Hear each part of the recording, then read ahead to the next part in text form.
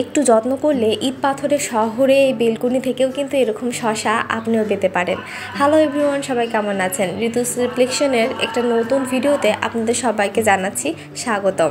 আমার মতো যারা গাছপালা ভালোবাসেন কিন্তু শহরে থাকেন বলে লাগাতে পারে না, এই ভিডিওটি তাদের জন্য। এই ছোট্ট বেলকুনিতে একটা শশার গাছ লাগিয়েছিলাম কিছুদিন আগে। সেই এক্সপেরিমেন্টটা বা সেই অভিজ্ঞতাটাই আজকে আমি আপনাদের সঙ্গে শেয়ার করব। কি কি দিলে শশার ফলন ভালো হয় আর অবশ্যই শশা ধরে আর প্রচুর শশা ধরে, সেই সব কিছু টিপস থাকবে এই ভিডিওতে। সব জানার জন্য শেষ পর্যন্ত দেখতে থাকুন। তো প্রথমেই আমি নিয়ে নিলাম দুটো শশার বীজ। এগুলো বাজারে কিনতে পাওয়া যায়। আর আমি যে টবে লাগাচ্ছি সেই মাটিটা আমি সকালের দিকে ভিজিয়ে রেখেছিলাম, আর এখন বিকালের টাইমে এটা আমি এখন রোপণ করব। তো মোটামুটি ছোট্ট একটা গর্ত মতো করে নিয়ে একটা বীজ বপন করে দিলাম, আর পাশেই আরেকটা বীজও আমি বপন করে দিচ্ছি। দুইটা লাগানো সেফ, কারণ কোনো কারণে যদি একটা বীজ না হয় আরেকটা তো হবেই শিওর। তো এভাবে আমি লাগিয়ে হালকা করে ঝুরঝুরে মাটি দিয়ে দিলাম উপরের দিকে। আর দেখুন 4 দিন পর আমার গাছটা বের হয়েছে, একটা বের হয়েছে আরেকটা কিন্তু বের হয়নি। আর 10 দিন পর আমার গাছে 3টা পাতা এসেছে। আর ওই যে পাশে দেখতে পাচ্ছেন একটা ছোট্ট গাছ, দ্বিতীয় বীজটার গাছ, ওই যে ওইটি পাশেরটা। আর 14 দিন পর এই যে আমার গাছের অবস্থা এরকম। আর পাশের এই পাতাটা দেখতে পাচ্ছেন খাওয়া, এটা সম্ভবত কোনো পাখি এসে খেয়ে নিয়েছে। আর এই তো 1 মাস পর আমার গাছটার অবস্থা এরকম, কতটা সবুজ আর সতেজ হয়ে বেড়ে উঠেছে দেখুন। আমি আসলে গাছে খুব একটা অন্য কিছু দিচ্ছি না, যেহেতু এখন গাছটা অনেক বেশি ছোট। শুধুমাত্র গাছের গোড়া সাইডের মাটিগুলো আমি আলগা করে দিতাম 7-8 দিন পর পর। প্রথম 20 দিন তেমন কিছুই আমি গাছে দেইনি। আর এই যে দেখুন 1 মাস 4 দিন পর আমার গাছটা বেশ অনেকটা বেড়ে উঠেছে, আর এটা হেলেও পড়েছে। এখন এটাকে একটা সাপোর্ট দিতে হবে, যে কোনো লাঠি বা মোটা কিছু দিয়ে সাপোর্ট দিলেই হবে। তো আমার কাছে সেরকম লাঠি কিছু ছিল না, আমার কাছে আমার ছেলের একটা খেলনা ছিল লাঠি মতো, এইটাই আমি এখন এখানে বসিয়ে দেব এক সাইডে, শক্ত করে মাটির মধ্যে পুঁতে দেব, দিয়ে একটা দড়ি দিয়ে গাছটা আমি বেঁধে দেব। আপনারা শক্ত করে দিবেন, যে কোনো কাঠি দিলে যাতে গাছটা সেই ভারটা নিতে পারে। আর এখানে যে এইভাবে একটা দড়ি দিয়ে আমি এখন এটাকে বেঁধে দিব। তো এই 1 মাস পর এখন থেকে আমি কিন্তু একটু একটু করে সার দেওয়া শুরু করেছিলাম। আমি ডিমের খোসা গুঁড়ো করে গাছের গোড়া সাইডের মাটিগুলোতে মিশিয়ে দিতাম, আর চায়ের পাতার গুঁড়ো মিশিয়ে দিতাম। আমি আপনাদের দেখাবো সেটা যে আমি কিভাবে দিতাম। তো এই যে দেখুন আমার বাঁধা হয়ে গেছে। এখন একটা দড়ি আমি বেঁধে দেব ঠিক এইভাবে, দেখতেই পাচ্ছেন ভিডিওতে, গাছের গোড়া থেকে ওই রেলিংয়ের সঙ্গে বেঁধে দেব। আর 1 মাস 8 দিন পরে যে আমার গাছে প্রথম ফুল আসলো, পুরুষ ফুল। আচ্ছা, আপনারা কি পুরুষ ফুল আর স্ত্রী ফুল আলাদা করে চিনতে পারেন? এই ভিডিওতে আপনারা সেটাও বুঝতে পারবেন যে কোনটা পুরুষ ফুল আর কোনটা স্ত্রী ফুল। তো এখন যেটা দেখতে পেলেন এটা হলো স্ত্রী ফুল, যেটার নিচে কোনো শশা থাকে না। আর 2 মাস পর আমার গাছটা দেখুন কতটা বড় হয়েছে আর কতটা সবুজ আর সতেজ হয়ে বেড়ে উঠছে আমার গাছটা। আর আমি গাছের এই লতাগুলো এইভাবে বেলকনির রেলিংয়ের সঙ্গে এইভাবে পেঁচে পেঁচে দিচ্ছিলাম। এইভাবে দিলে গাছটা একদম একদিকে বা নিচের দিকে ঝুলে যাবে না। যারা খোলা জায়গায় লাগাবেন, ছাদে বা অন্য কোথাও, তাদের অবশ্যই কঞ্চির মাচা মতো বানিয়ে দিতে হবে যাতে গাছটা সাপোর্ট পায়। আর এই যে দেখুন 2 মাস পর ফাইনালি আমার গাছে শশার দেখা পেলাম। তো প্রথম হঠাৎ সকালবেলা এসে দেখে আমি এতটা খুশি হয়েছি বলে বোঝানোর মতো নয়, ভীষণ খুশি হয়েছিলাম। আসলে যারা নিজের হাতে গাছ লাগায় তারাই বলতে পারবে যে গাছে একটা ফল বা একটা ফুল আসলে কি যে আনন্দ হয়। তো শুধু এই একটা না, প্রচুর প্রচুর ফল এসেছে। আর এই যে দেখুন এগুলোকে কিন্তু স্ত্রী ফুল বলা হয়, ঠিক আছে, যেটা একদম শশা নিয়েই বের হয়।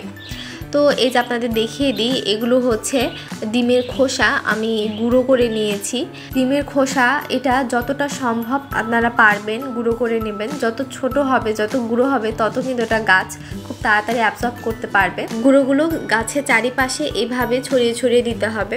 আসলে ডিমের খোসা গুঁড়ো যেটার উপকারিতা সেটা হলো এটা কিন্তু ফলকে ঝরতে দেয় না, ফল ঝরতে দেয় না, ফল গাছে আটকে রাখতে সাহায্য করে।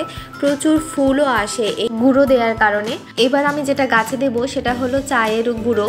চা ব্যবহার করার পর যে চা পাতাগুলো থেকে যায় সেটা আমি শুকিয়ে নিয়েছি, আর এটা এভাবেই ছড়িয়ে ছড়িয়ে দেব গাছের চারিপাশে।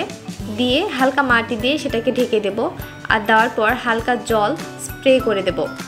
এই দুটো উপকরণ আমি মোস্টলি বেশি ব্যবহার করেছি। এটা মোটামুটি 12 থেকে 14 দিন পর পর আমি ইউজ করেছি, খুব বেশি ঘন ঘন ইউজ করা যাবে না।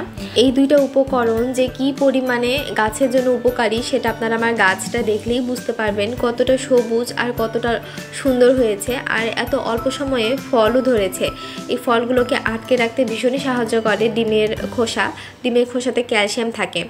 আর ফল ধরার 5 দিন পর এই যে আমার ফলটা এতটা বড় হয়েছে, দেখতে দেখুন কতটা সুন্দর লাগছে। আমি তো দিনে 4-5 বার করে এসে দেখে যেতাম ফলটা। আমার দেওয়া এই টিপসগুলো ব্যবহার করে যদি আপনারা গাছ লাগান তাহলে আপনারা ফলটা নিজেই বুঝতে পারবেন।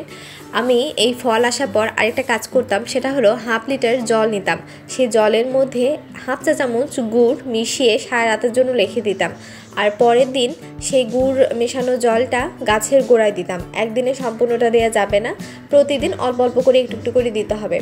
এটা যেটা করে সেটা হলো ফলটাকে অনেক মিষ্টি করে, অনেক নরম করে। হয় না অনেক শসা কিটকিটে হয়ে যায় গাছ থেকে পাড়ার পর, তো সেটা কমায়। আর আরেকটা সেটা হলো এই কলার খোসা যে কোনো একটা পাত্রে এভাবে ছোট ছোট করে পিস পিস করে কেটে সেটাকে জল দিয়ে ভিজিয়ে রাখতাম।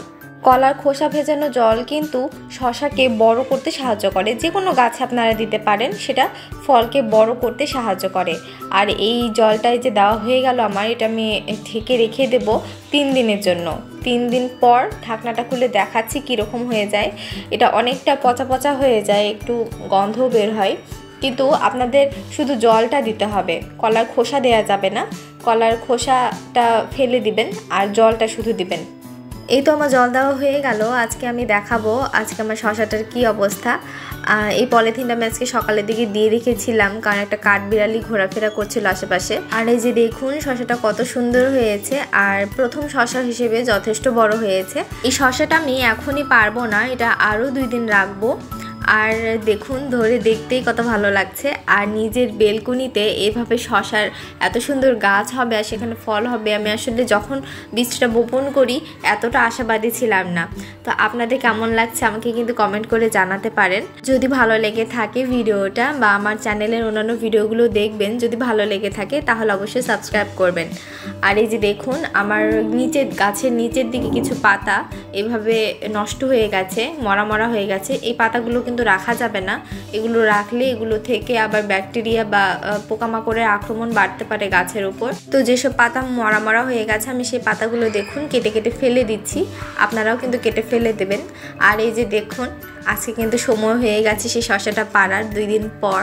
আর এই যে শসাটা আমি পেরেও নিলাম, কি যে আনন্দ লাগছিল যে নিজের হাতে এরকম ইট পাথরের শহরে একটা গাছ লাগিয়ে সেখান থেকে ফল পাবো আশাই করিনি। ওই শসাটা হারভেস্ট করার পর আরও 2 দিন পর এই যে দেখুন আরও 2টা শসা আমার বড় হচ্ছে। তো এরকম কিন্তু আরও প্রচুর শসা আমি পেয়েছি, আপনারাও কিন্তু ট্রাই করতে পারেন নিজের বাসার বেলকনিতে। তো ভিডিওটা কেমন লাগলো আমাকে জানাবেন, আর যদি ভালো লেগে থাকে তাহলে একটা লাইক করতে কিন্তু ভুলবেন না। ধন্যবাদ সবাই।